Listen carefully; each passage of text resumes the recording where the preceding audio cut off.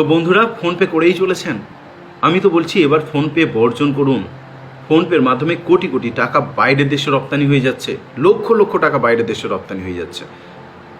আমরা এতদিন ভেবেছি ফোনপে পুরোপুরি ইন্ডিয়ান কোম্পানি, ভারতীয় কোম্পানি, কিন্তু ভালো করে যদি দেখি তাহলে দেখা যাবে ফোনপে প্রকৃতপক্ষে কোনো ভারতীয় কোম্পানি নয়। ভারতীয় কোম্পানি ছিটে ফোঁটা এখানে নেই, শুধু নামেই আছে ভারতীয় কোম্পানি, কিন্তু ভিতরে পুরোটাই ফাঁকা। চলুন এর উইকিপিডিয়াতে ফার্স্ট দেখি। উইকিপিডিয়াতে লেখা আছে যে ফোনপে প্রাইভেট লিমিটেড। ফোনপে হলো একটি ই কমার্স পেমেন্ট সিস্টেম ও ডিজিটাল ওয়ালেট সংস্থা। এটির সদর দপ্তর ভারতের ব্যাঙ্গালোরে অবস্থিত। এটি 2015 সালের ডিসেম্বরে সমীর নিগম, রাহুল চারি এবং বুর্জিন ইঞ্জিনিয়ার্সের দ্বারা প্রতিষ্ঠিত হয়েছিল। এই পর্যন্ত ঠিক আছে, এই পর্যন্ত পড়ে মনে করা যেতেই পারে যে এটা ইন্ডিয়ান কোম্পানি, কিন্তু সত্যি কি ইন্ডিয়ান কোম্পানি? উইকিপিডিয়ার আরেকটু নিচের দিকে আমরা যাই, চলুন। এখানে দেখুন লেখা আছে ধারক কোম্পানি। ধারক কোম্পানি কাদের নাম আছে? ফ্লিপকার্ট 87% শেয়ার হোল্ডার, মানে শেয়ার মানি 87% ফ্লিপকার্ট, আর ওয়ালমার্ট হচ্ছে 10%, অর্থাৎ টোটাল মিলে হয়ে যাচ্ছে 97% শেয়ার মানি ফ্লিপকার্ট আর ওয়ালমার্ট দখল করে রেখেছে। এবার আপনি বলবেন এখানে যে ফ্লিপকার্ট তো ইন্ডিয়ান কোম্পানি, ইন্ডিয়ান কোম্পানি, সেটাও দেখাচ্ছে ইন্ডিয়ান কোম্পানি না, এর ভিতরেও কিছু গলদ আছে, সেটাও দেখানোর চেষ্টা করছি। চলুন ফ্লিপকার্টের এবার উইকিপিডিয়াতে যাই। ফ্লিপকার্টের উইকিপিডিয়া অনুসারে এখানে লেখা থাকছে যে ফ্লিপকার্ট প্রাইভেট লিমিটেড হলো একটি ভারতীয় ই কমার্স কোম্পানি, যার সদর দপ্তর বেঙ্গালুরুতে এবং সিঙ্গাপুরে একটি প্রাইভেট লিমিটেড কোম্পানি হিসেবে অন্তর্ভুক্ত।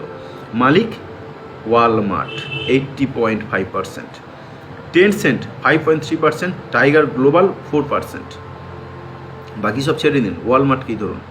ওয়ালমার্ট ফ্লিপকার্টকে দখল করে রেখেছে, আর ওদিকে ফোনপেরও 10% শেয়ার মানি দখল করে রেখেছে। তো ফোনপের মোট যে শেয়ার মানি সেটা ফ্লিপকার্ট দখল করেছে, আর ওয়ালমার্ট কিছুটা ডাইরেক্ট দখল করেছে।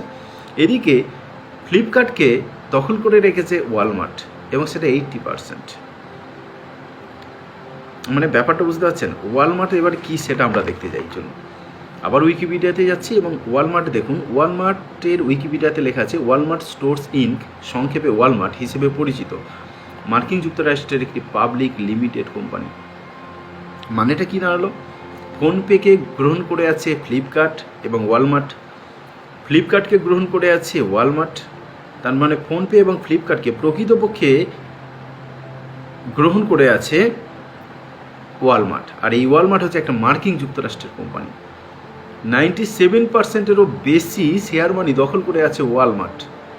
এবার ভাবুন, একটা কোম্পানি যখন 97% শেয়ার কেউ দখল করে রাখবে, তখন কার কথা চলবে? ফোনপের হচ্ছে মাত্র 3% হতে পারে এইরকম শেয়ার মানি আছে। তো ভারতের যে নিজস্ব কোম্পানি, তার 3% শেয়ার মানি আছে, তার কথা অনুসারে ফোনপে চলবে?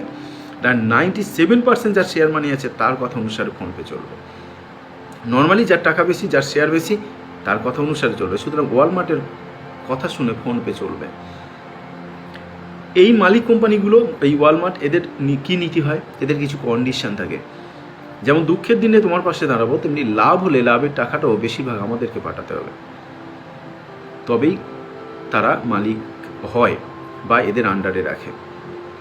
তো আমাদের দেশে যদি ধরে নিই যে বছরেও ফোনপে 100 কোটি টাকা ইনকাম করে, এবং সেই ইনকামটা হচ্ছে ইনকাম নয়, লাভ করে।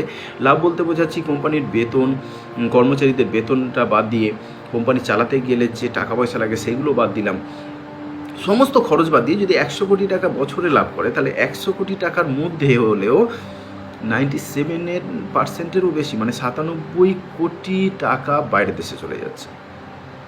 নিজের দেশে খুব অল্প পরিমাণ তার টাকা থাকছে।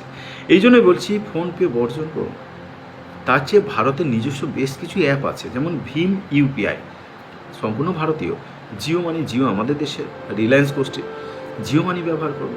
অথবা আপনি যে ব্যাংকে অ্যাকাউন্ট করেছেন বা অ্যাকাউন্ট আছে, সেখানে যান, ওদের নিজস্ব অ্যাপ আছে, এবং তার মাধ্যমে আপনি বিভিন্ন কাজ করতে পারবেন। এক্সট্রা পয়সাও লাগবে না, আর যদিও লাগে সেটা নিজের দেশে থেকে যাবে, টাকাটা দেশের উন্নতিতে লাগবে। বাইরের দেশে সমৃদ্ধি ঘটিয়ে আমাদের কোনো লাভ নেই, আমাদের দেশের যদি একটু সমৃদ্ধি ঘটে তাও লাভ আছে। এবার একজন ভাই বা দাদা, যাই হোক, আমার আগের ভিডিওতে কমেন্টস করেছিলেন যে সরকারকে তো আমরা নির্বাচিত করেছি, তো সরকার কী করছে? এগুলি কোম্পানিগুলোকে বন্ধ করে দিতে পারে না? সরকার এগুলো করবেই না। কারণ এগুলো থেকে তাদের একটা বিপুল পরিমাণ ট্যাক্স পায়। যেমন আপনি ধরুন, মদ খেলে শরীরের পক্ষে ক্ষতিকর, সমাজের পক্ষে ক্ষতিকর, কিন্তু দেখবেন আপনার বাড়ি যেখানে, সেখান থেকে 5 থেকে 7 কিলোমিটারের মধ্যে একটা লাইসেন্সযুক্ত মদের দোকান আছে, যেখানে রোজ ভিড়ে ভিড়ে ভর্তি, এবং সেখান থেকে কন্টিনিউ সবাই মদ কিনে নিয়ে যাচ্ছে এবং খাচ্ছে। এই দোকানটা কি বন্ধ করা যেতে পারে না? বা যেখান থেকে প্রডিউস হচ্ছে, মদ তৈরি হচ্ছে, সেটা কি বন্ধ করা যেতে পারে না? কিন্তু সরকার করবে না, কারণ এখানে প্রচুর পরিমাণে শুল্ক আদায় করা যায়। বিড়ি, সিগারেট, গুটখা, তিরঙ্গা এইসব যেগুলো আছে, সেগুলো খেলে শরীরের পক্ষে ক্ষতিকর এবং সমাজের পক্ষে ক্ষতিকর। কিন্তু এগুলো কি সরকার বন্ধ করতে পারে না? সরকার এগুলো বন্ধ করবেই না, কারণ এগুলো থেকেও প্রচুর পরিমাণে টাকা বা শুল্ক সরকার পায়, যে টাকা দিয়ে সরকার চলে। সুতরাং কোনটা ভালো মন্দ সেটা আমাদের নিজেদেরকে বুঝতে হবে। সরকার সরকারের মতোই চলবে, আমরা আমাদের মতো চলবো। আজকের এই ভিডিও দেখে যদি কেউ একজনও ব্যক্তি ফোনপে অফ করে এবং ভীম ইউপিআই বা তার নিজের ব্যাঙ্ক অ্যাকাউন্টের যে অ্যাপ আছে সেই অ্যাপ ব্যবহার করে বা ফোনপে থেকে মূলত সরে আসে, তাহলেও আমার এই ভিডিওটা করা সার্থক বলে মনে করব। পুরো ভিডিওটা দেখে আপনার সুচিন্তিত মতামত জানান। ভিডিওটা পুরো দেখুন এবং দেখে বলুন যে সত্যি কি ফোনপে ভারতীয় কোম্পানি হলো, ভারতের উন্নতিতে কোনো কাজে লাগছে? যদি উন্নতিতে কাজে না লাগে, আমরা সাধারণ জনগণ হিসেবে যেহেতু ভারতের নিজস্ব অ্যাপ আছে, তাহলে সেই অ্যাপটা কেন ব্যবহার করব না? সেই অ্যাপটাই ব্যবহার করব। ভালো মন্দ আমাদের নিজেদেরকে বুঝতে হবে। জনগণকে সচেতন করার উদ্দেশ্যে এই ভিডিওটা তৈরি করছি। তো ভিডিওটা সবার কাছে পৌঁছে যাবে এটা আশা রাখছি, সুতরাং একটা শেয়ার করবেন। ভিডিওটা ভালো লাগলে অবশ্যই একটা কমেন্ট করবেন। আপনি কোন অ্যাপটা ব্যবহার করেন মানি ট্রানজ্যাকশানের ক্ষেত্রে, সেটা অবশ্যই মেনশন করবেন, এবং সেখানে আপনি কী ফেসিলিটি পান, কী সুবিধা পান, সেটাও আপনি উল্লেখ করতে পারেন।